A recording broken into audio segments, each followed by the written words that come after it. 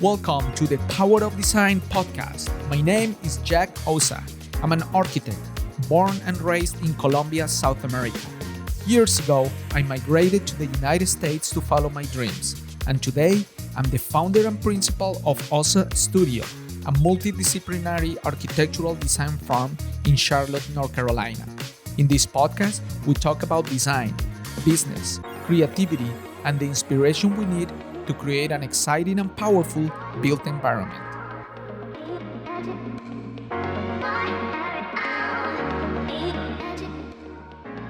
In today's episode of the Power of Design podcast, I'm talking to ORW Architecture from Medford, Oregon. Two of their principals, David Wilkerson and Jeff Bender, talk to us about their practice, what architecture means for them, and the impactful work they're doing in their community. This is my conversation with ORW Architecture.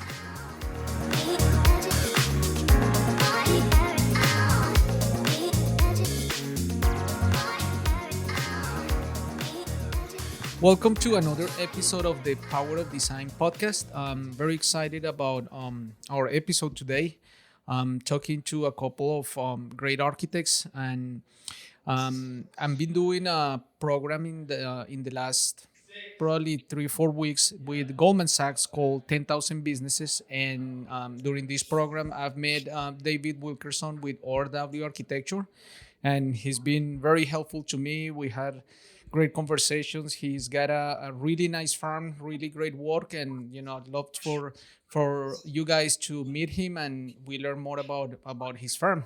Welcome, David. Thank you, Jack. David, Great to be here. what do you think has been the best thing you have gotten out of the program we're doing so far? I think the biggest benefit for me has been the way they take something really huge, the idea of developing this growth plan for your business and breaking it down into very logical bite-sized pieces and making it very sequential so that every aspect of the program, builds on last week's work. They totally walk you through the whole process. And of all the continuing ed stuff I've done over the years and higher ed, this program I think is the best put together of any that I've ever done. Yeah, it's pretty impressive, and it's interesting because most of the concepts you have a brief idea of what it is, but the Mhm. way it is presented and the order makes a big difference. Mhm. Oh yeah, and even for us, I mean, of the businesses in the program, we've been around longer and might be on the larger side of some of the businesses, but I'm still learning so much just about asking the right questions in an interview for a new hire or onboarding folks, or that this week's segment on marketing Hmm. and just really, I mean, having a because what the program does is really brings you an expert each week, an Right. outside expert. This week is in marketing, and last week it was on being the leader and hiring and messaging for your firm, and having access to all these experts and hearing their answers to other scholars in the program and hearing things that they ask from a slightly different perspective, but is still really relevant to your own business. Yeah, it's very, very interesting. I've learned a lot too, and I'm looking forward to these last maybe 4 weeks. We have 4 or 5 weeks to finish it finally at the end of May. Mhm. So, David, tell me about ORW Architecture. Well, the firm was established about 50 years ago in Southern Oregon. It's always been sort of I guess, one of the leading firms in the region. We've been very fortunate to get some of the nicer, larger, more substantial projects in the area. A lot of public projects and a lot of projects that really give something back to the community, and that is really what excites us. I mean, we're sort of the third generation of leadership, and I think over the years the firm has always remained true to a couple of basic principles. One is having the best staff that we can assemble, and the other is really trying to go after work that excites us. And That's been a little difficult here in this area because we're honestly a little bit too large for the market that we're in. But rather than downsize, we decided to sort of push back against some of the out of town firms and try to take on some of the projects that they had been getting. And it's worked. It's slowly but surely over the years we've gotten the confidence of our clients on larger projects, both public sector and private sector. And thanks mostly to Jeff's great design work in producing something that is really a showpiece for them. It shows them that a small firm in a small town can do great things. Yeah. So Jeff, tell us about yourself. What do you do at the farm? So I'm here as I'm one of the principal architects, but then as the director of design, I'm basically touching most every project, especially earlier in the schematic and kind of design development phases, and kind of just leading the design effort really on most projects in the office. I do a lot of kind of work with David and the other our other partners to really establish goals for the project and um, kind of work work to find a unique solution for each of the sort of things that comes through the door because it's a fairly wide range of project types. So no 2 days are quite the same from that standpoint. We have projects from a residential kitchen remodel up to a 120,000 square foot um, community center project, and kind of gradations of all sorts of things in between. So, I mean, my career has sort of always been that way, that I've never really specialized in one project type or anything like that. We've always had the opportunity to have a pretty wide range of projects and approaches, really, at the same time. No, there's no sort of cookie cutter uh, approach to any of our projects. They're all pretty individual and pretty unique in and of themselves. So are you more involved at the front end, programming, conceptual design, kind of coming up with the big idea and then transferring that to some other team members?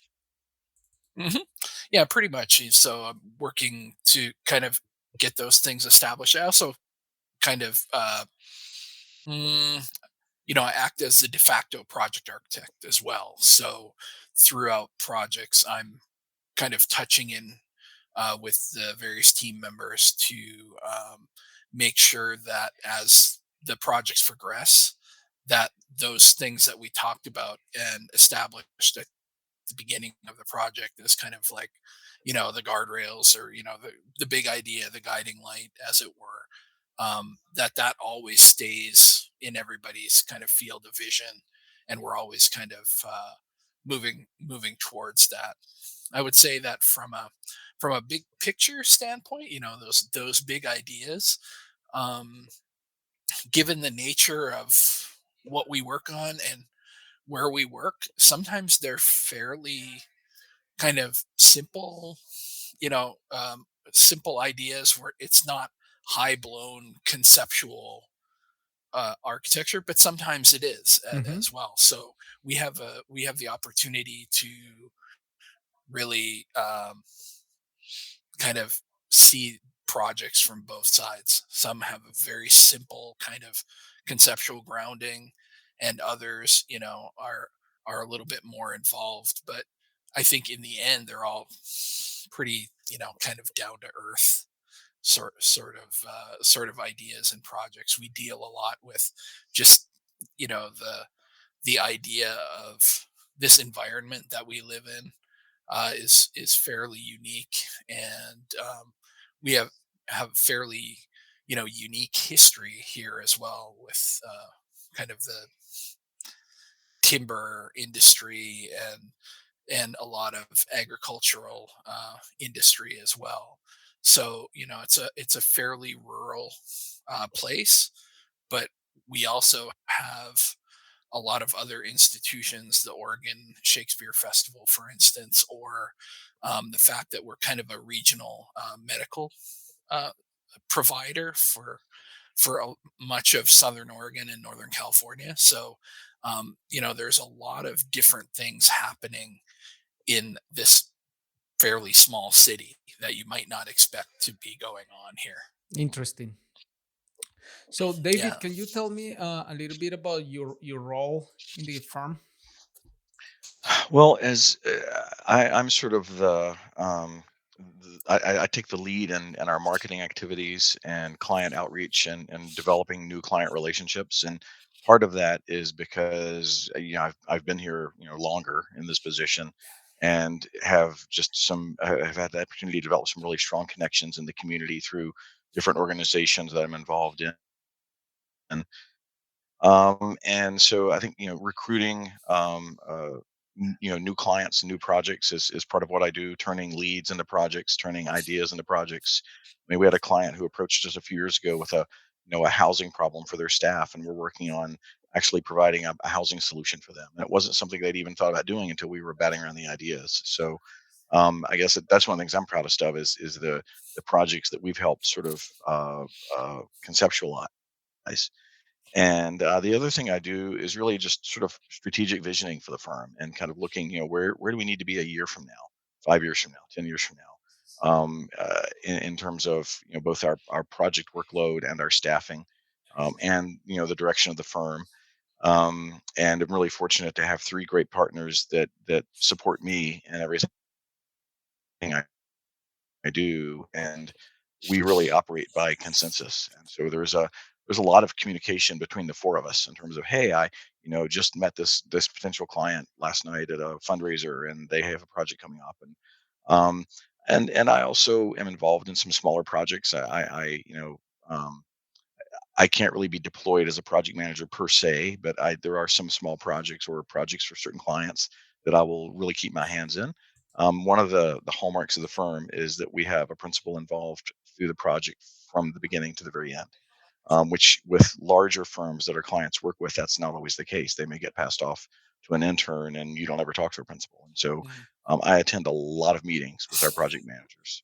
And I guess that's sort of the third piece of what I do. And maybe the most fun part is mentoring the interns and the younger staff and just, helping people understand that, okay, this issue's come up on a project, and here's how you handled it. That's great. But, there might've been another way of handling it, or here's how it might have come up in a different project, or here's how we've seen it happen before, and just Sure. sort of trying to fill in the gaps in their training to make sure that they understand that what they're seeing today on this project may not be the typical way. And as Jeff mentioned, a lot of our projects are not typical. They have something that makes them unusual, either in terms of the timing or some technical requirement or some land use issue. And so a lot of what I do is help our interns and younger staff understand sort of how the project they're working on fits into the bigger framework of the practice of architecture.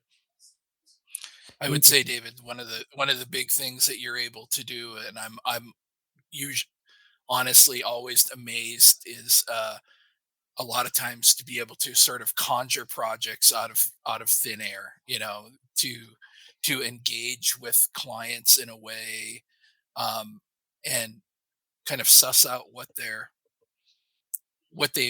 needing, and Mhm, where they want to be, and finding a really interesting way to get there, mhm, um, which is advantageous for that client, but also obviously, helps to market and create work for the firm as mhm. well. So, that's one, I think, kind of unique thing that you do, um, for your firm, for the firm, to uh, just kind of keep things interesting and moving moving forward. Yeah, I definitely like making connections, whether it's sort of connecting the dots to figure out a solution, or sometimes just connecting people together. And it, may not even be a situation where we're involved in a project, but helping the client figure out that, oh, all you really need to do is rearrange the furniture, and connecting them with the vendor who can Right. help them with that. Right.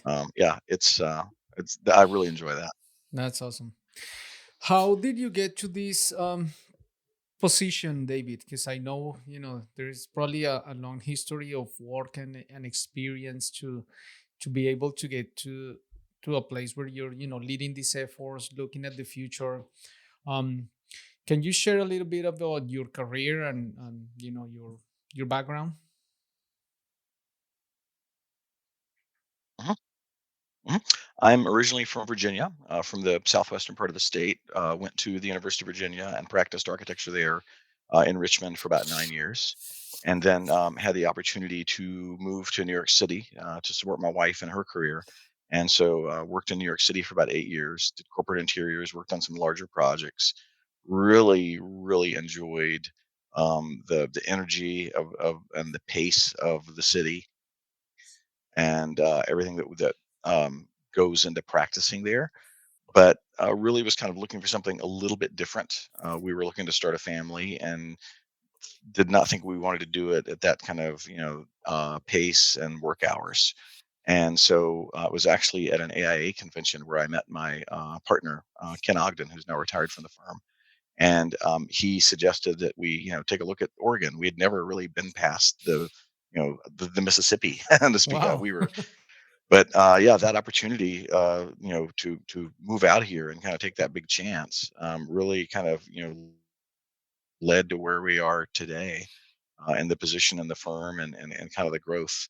And then, like I said, this latest uh, generation of leadership is just, that was an interesting change for me because I had been practicing with, my best friend for years, and when he retired, I didn't know what that would look like. But Wow. my new partners are, it's even more fun. That's awesome. How about you, Jeff? Tell me a little bit about your story. How did you get to where you are today? Okay. Um, Long sordid story. No, I'm kidding. I actually I grew up in uh, in Hawaii and actually attended the University of Hawaii and worked in a couple different uh, positions in firms in Honolulu. And round about graduation, there was a fairly significant downturn in the economy, and that meant that for me anyway, I had to leave the state. And my parents had previously relocated to Las Vegas actually, and so I ended up following them there. I spent probably 8 or so years working in a number of kind of larger firms in the Las Vegas Valley, and was first licensed. I was first licensed in the state of Nevada, and was in had some kind of changes in my family, and my partner at the time, wanted was from this area. We moved back here, and I showed up on ORW's doorstep one day with about 4 days growth of beard on my face and in Birkenstocks, and kind of said, I'm looking to relocate to the area. Um, do you have any way I might be able to help you? And um, the rest is history. I've been here for just about 21 years, Wow. which seems hard to believe. Um, So you so started when you I've were like 8 years old? Yeah, and the 4-day growth. yeah, still with the 4 day growth of beard. Yeah, no, I was um, in my early 30s then. So up to the present day, kind of have um, kind of seen obviously the tremendous growth and change in our community, but in our organization as well, and kind of um, I think I kind of established myself as kind of a foundational player in the firm, both from a design standpoint, and I did have some fairly sophisticated technical abilities as well, and really worked to bring up the firm's design quality and kind of introduce new building systems and stuff as well. I mean, when I started at the firm, most everything was still kind of, a lot of our projects were still, you know, pretty simple stick frame buildings. That's not to say that there wasn't a history of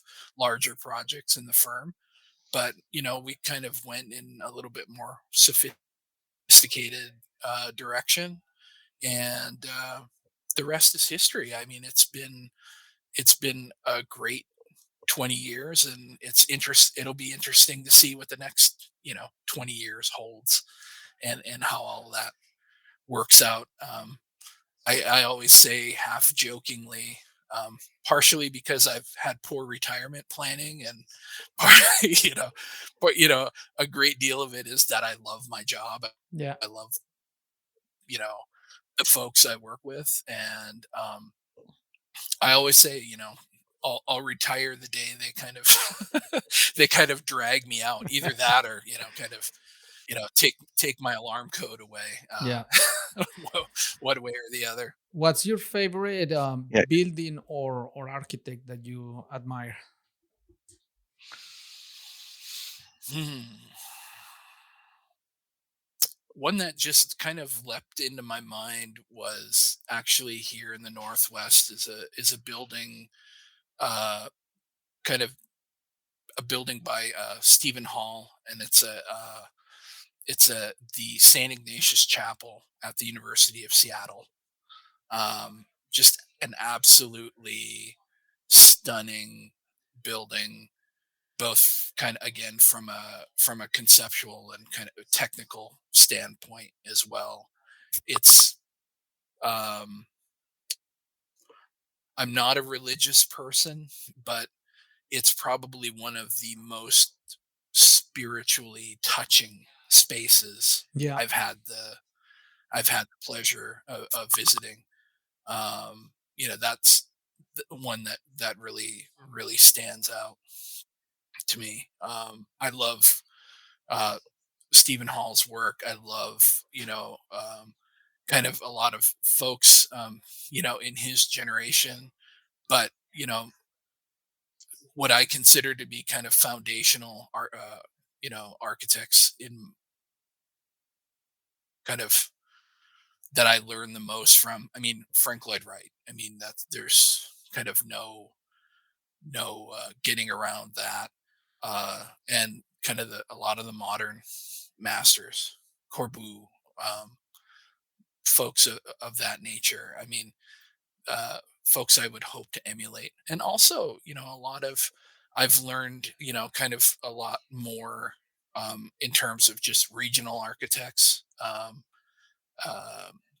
a lot of the Northwesterners who, as soon as I say it, now I'm going to forget everybody's name, but certainly, uh, Tom Kundig, and, Hmm. the folks, a lot of the folks up in the Seattle area, and we're lucky to have a pretty significant and fairly deep kind of body of work regionally, kind of from mid-century through the current day, and really interesting to be in this area and see the growth in the design kind of culture. And I think a lot of people probably don't give this region of the country a lot of credit from that standpoint, but I think there are a lot of kind of foundational firms here. ZGF in Portland, Callison, and some of the other larger players up in the Seattle area that have really kind of shaped uh, design in this region, and then kind of throughout the world. Really, Miller Hall is Oh yeah, that's a another good one. another one that stands out Yeah, in my mind, and quite a number of others too, sure. which I'm all conveniently forgetting. Yeah. So when put on the spot. Yeah.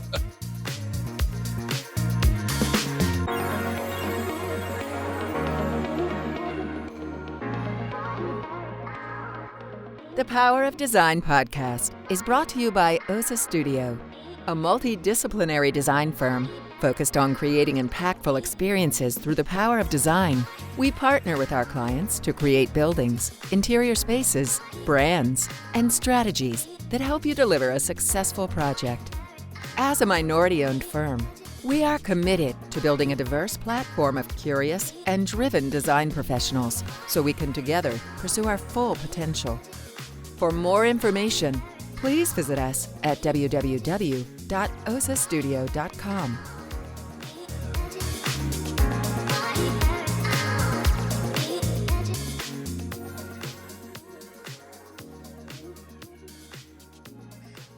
David, what do you think is one of the biggest weaknesses architects have in terms of marketing and running the business side of their firms? I think probably the fact that we get so little training in it in school, and the fact that so many of us are small practitioners. And a lot of what we learn in school, I mean, they have to teach us the high concepts because we're not going to learn them anywhere else. Right. And you may have a job doing that if you go to work for a large firm, but if you wind up striking out on your own or being a sole practitioner or having a small firm, then you know you you may not have the ability in your business to necessarily do that sort of work, but you're doing a lot more, paying the bills type work and just trying to understand the connection between the project and the finances. And that's one thing that I've had great mentors over the years, but there was always sort of behind the curtain aspect of how fees were established and how much people made and the expenses of the firm and even how hourly rates were calculated. And so that's one thing we do here is we're completely open book. All our invoices are on a binder up front. Anybody can go look and see how we build out, their time to a client that month. And we try to make sure that everybody here understands, okay, you know, we need to know how much time it'll take you to do this part of the project because that's how we're going to establish the fee. Sure. And so everybody has that connection between what they do and sort of the larger picture of bringing work in. So it's not just that they're kind of off in a corner working on something and don't understand how it relates to a bigger picture. So I think that's probably one of the biggest struggles for architects is really making that connection and seeing it and visualizing it in terms of of cash flow and even in terms of project flow. And that's one of the things I'm always saying, like, we need more work. We need more work when we're busy. Right. We need more work. Yeah. No, we're so busy. Well, no, we do, because it's like 6 months from now. I'm Yeah. Right. planning for that. So um and again, and that's one of the things I've really loved about the 10,000 small business program is that it's really, I think, helped a lot of folks in the cohort see just how critical that is, and it's helped us see how we can do some things better. Yeah, I can definitely relate to that. We're a smaller firm, and I always see the correlation of, when I focus on business development, we start picking up some projects, and then I get excited about the projects, start looking at the projects, and then I stop doing the business development, and I see, 2 3 months later there is that gap, and like, oh my god. Hmm. Go back and do it again. And that's, I think that urgency that you mentioned, like, you always need more, you always need more. It's just that that business development mindset has to be on all the time, because that's the only way to just keep the, the work consistent. But it's not easy. You have to No. do it all the time. I think even for me, I like business development, forming relationships, connecting to people, talking to others, like you guys doing podcasts. But I think at my very core, in my personality, I'm more of an introvert. So I'll do it, I like it, but it's very draining to me. Mhm. So I think that I kind of need a rest. I need to rest a little bit after I'm doing it for, so many days, because I feel that I need to retract. Mhm. So yeah. Yeah, it's interesting. As we've done some sort of staff evaluations over the years and tried to get to know our team and their strengths and weaknesses better, we figured out that almost everyone in the building is an introvert, except me and our partner Dana, who Right. does the marketing with me. So Right. I mean, we're always like, "Where's the night? Let's have a party," So And the rest of us kind of hang out here in the silence, and it's like, Wait, oh, wait. this is great, You're waiting for the fantastic. work to come in. So From that standpoint, we've all kind of had the ability to really gain a good handle of what each other's strengths and weaknesses are, both kind of as a leadership and ownership group, and kind of among our team members, and to play to those strengths with everybody, and just to know that not everybody is kind of most comfortable being out in front, but we are able to kind of provide all the backup, and everything that's necessary for that to happen. And we have the sort of luxury, of a really kind of diverse team as well, so that all of that helps to just kind of keep those efforts rolling. yeah, what do you think, Jeff, is one of the most important skills for a designer and a design director role that they should have? It's probably nothing to do with design per se, and it's all about the ability to kind of listen. I mean, at the end of the day, to be able to pull back a little bit and really be able to, both ask good questions, and to listen to the answers that come back, and to really absorb that. Because at the end of the day, I mean, all design, in the architecture realm, is, in the interest of serving a client, an owner, a community, whatever that is. And the more that we are able to kind of be open to everything that's kind of being thrown at us, or expressed to us, I guess is probably a better way to say that. I think that's that will turn out to be the most important, ability, and set of skills that you have, because it's going to really help to establish, what that level of success can be.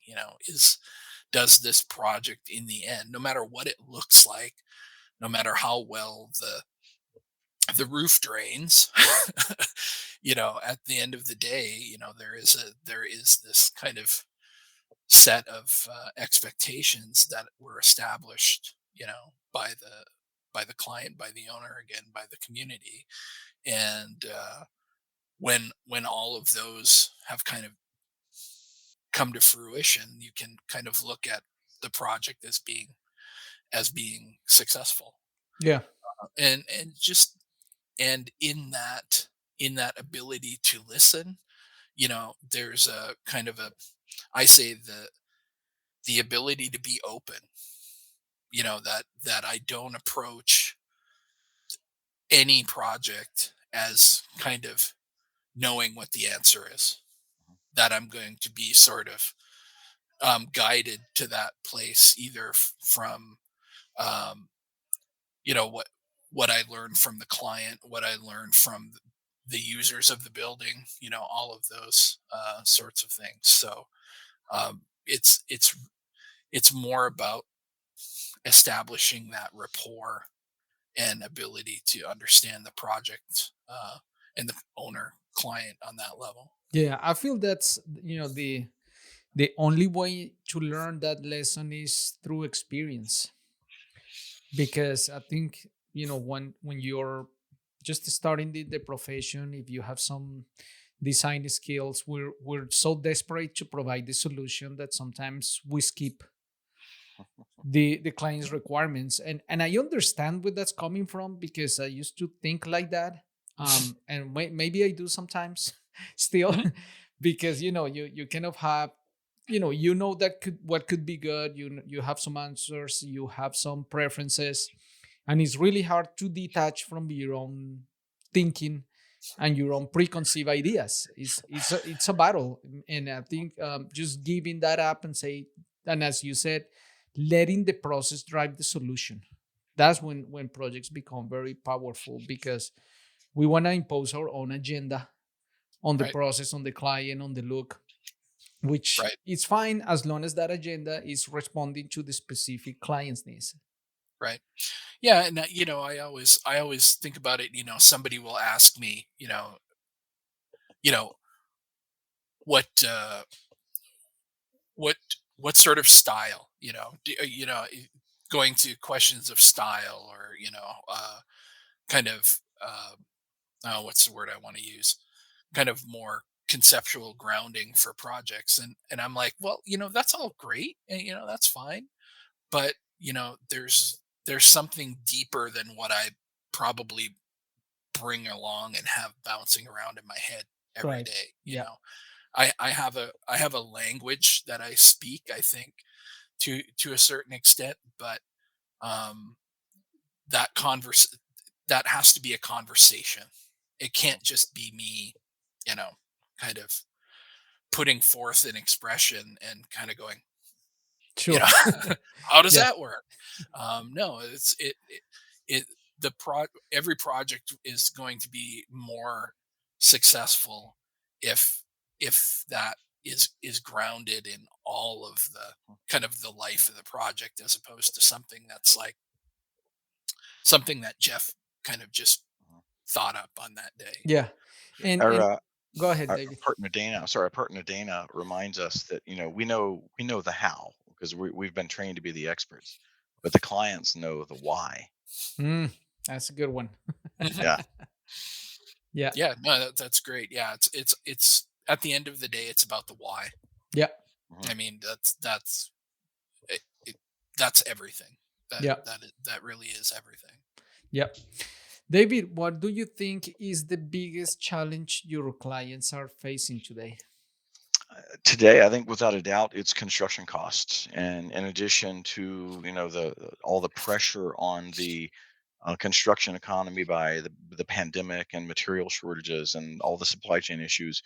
Here in Oregon, we're facing some more specific issues related to the recent wildfires and disruption of businesses, suppliers and subcontractors whose businesses literally burned to the ground, Wow. as well as kind of from a bigger picture standpoint, a lot of the timberlands that have been burning, year after year after year, are making a difference. And we didn't hear much about it, but there were some really massive forest fires in Canada last year, and we're seeing that for the part of the lumber that we get from the Canadian market. So it's definitely having an impact on we're seeing pricing coming in 20% higher than last fall. So, yeah. Yeah, that's definitely a nationwide problem. We're seeing it here as well, and I think it started always in the wood sector, but now it's everywhere. Mhm. Labor shortage is also a big one.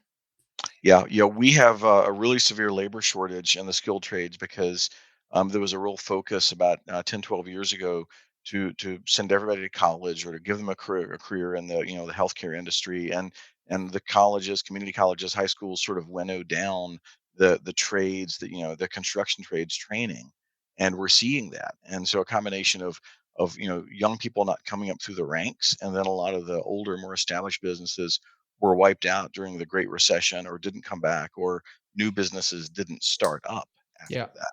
So there's definitely a gap there between people who are retiring out and people sort of in the under 30 market. Mhm. Yeah, and I feel it's gonna take some time to fill that gap. I think it's a generational gap. Mhm. It And is. yeah, so it's not gonna be easy.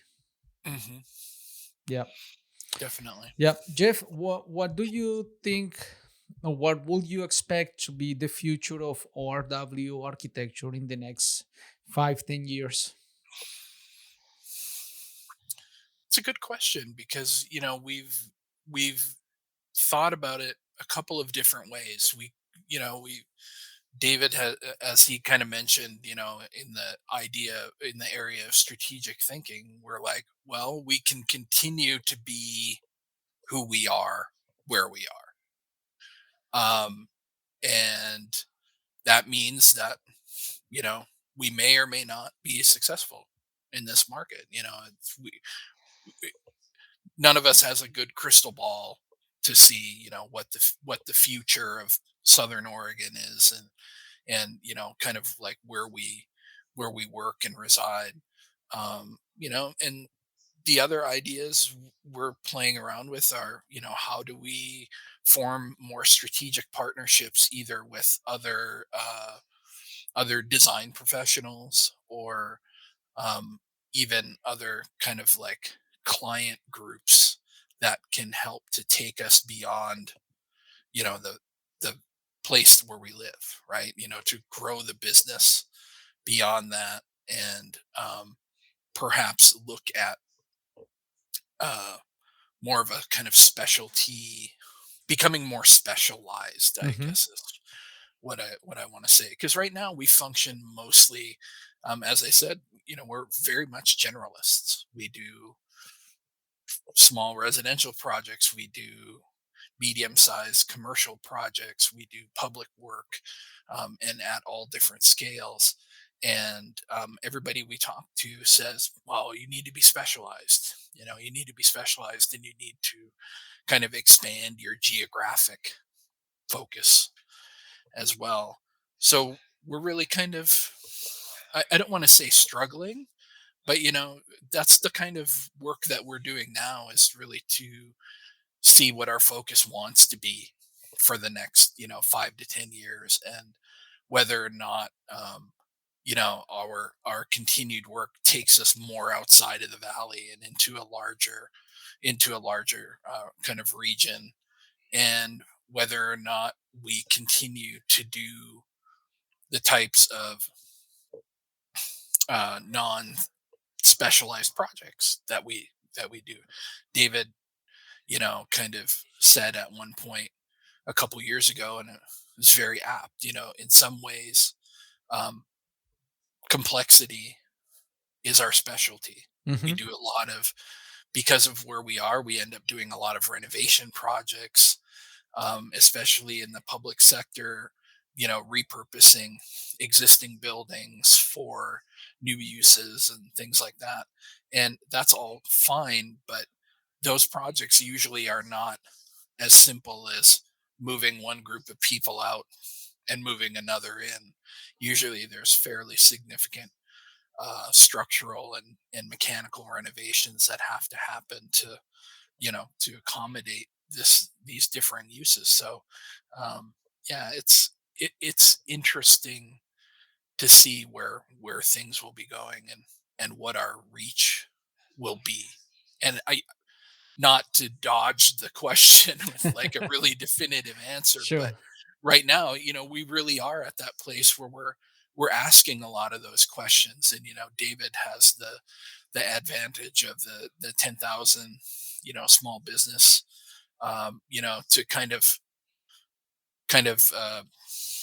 change that lens, and see um, what the possibilities are.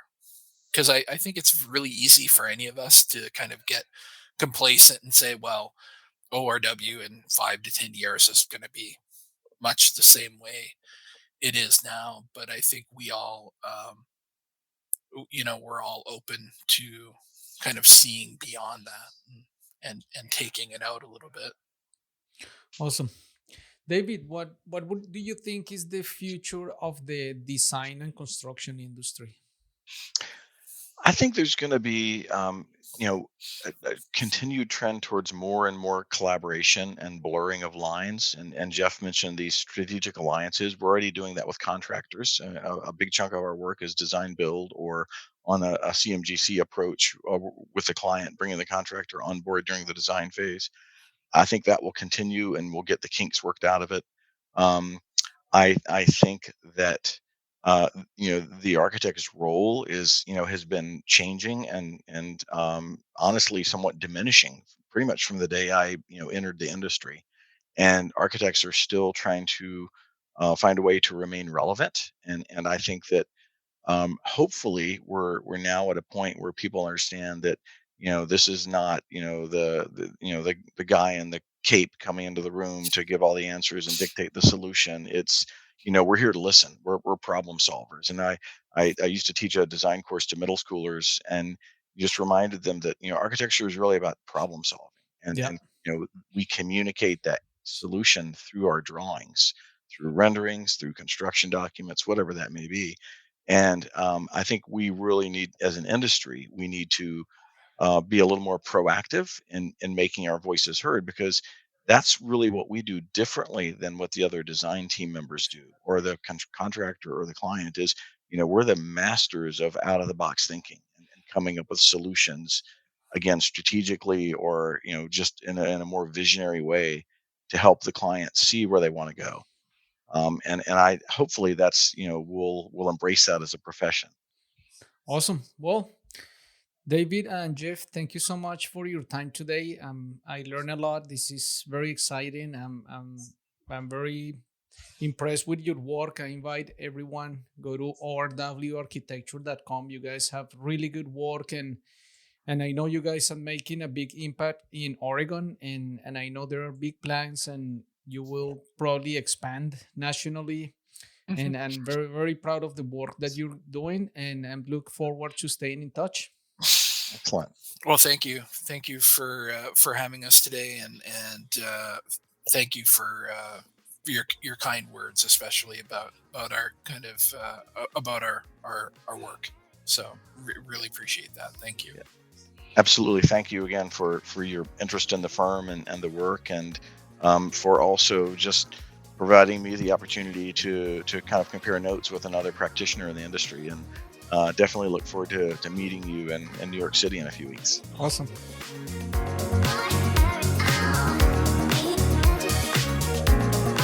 Thank you for listening to the Power of Design podcast. Please remember to subscribe, rate, and review if you like this content, and find us online at thepowerofdesignpodcast.com. I invite you to join my mission to become a better version of yourself through the power of design.